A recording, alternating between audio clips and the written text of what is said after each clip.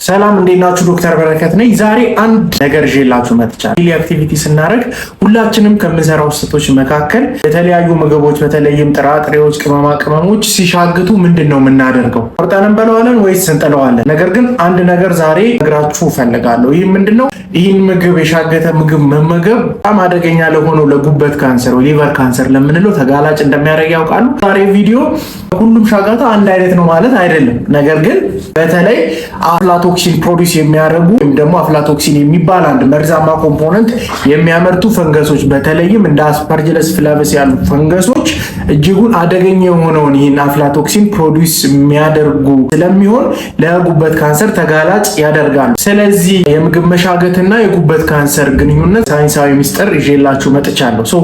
በምግብ በሚሻግትበት ሰዓት በጣም የሚያስገርመውና አደገኛ የሚያደርገው የዚህ ቶክሲን ባህሪ ሙቀትን ሬዚስት ስለሚያደርግ አንዳንድ ሰዎች የሻገተ ምግብ ግድ የለም እናሞቀዋል በከፍተኛ ሙቀት በማሞቅ ወይም ደግሞ በመቁላት በማድረግ ብንጠቀመው ምንም ችግር የለውም ብለው ያስባሉ። ነገር ግን ይህ ቶክሲን ነው፣ ይህ መርዝ በፍጹም ሙቀት ሬዚስታንት ስለሆነ ሊጠፋ አይችልም።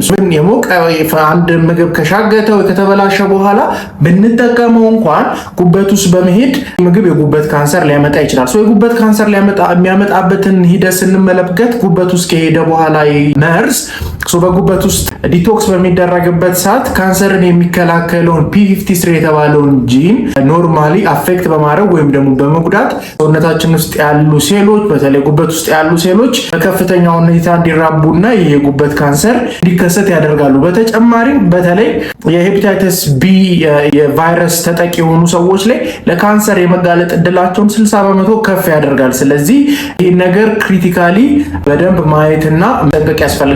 እንዴት ልንጠነቀቅ እንችላለን? አንደኛ ነገር በዋነኝነት ማድረግ ከሚጠበቁብን ነገሮች መካከል የሻገተ ምግብ ካለ ኮምፕሊትሊ ማስወገድ ነው። ሁለተኛ የሄፓታይተስ ምርመሮች አሉ፣ መመርመርና ክትባት መውሰድ ያስፈልጋል። እንዲሁም በተቻለ መጠን የምግብ ትክክለኛ አቀማመጥ እና አደራረቅ ስትራቴጂ ወይም ደግሞ ድራይ ስቶሬጅ ኦፕቲማይዜሽን የሚባለውን በመጠቀም በተቻለ መጠን ምግብ እንዳይሻግት ማድረግ ይችላል። ዛሬ ቪዲዮ መልእክት ግልጽ ነው።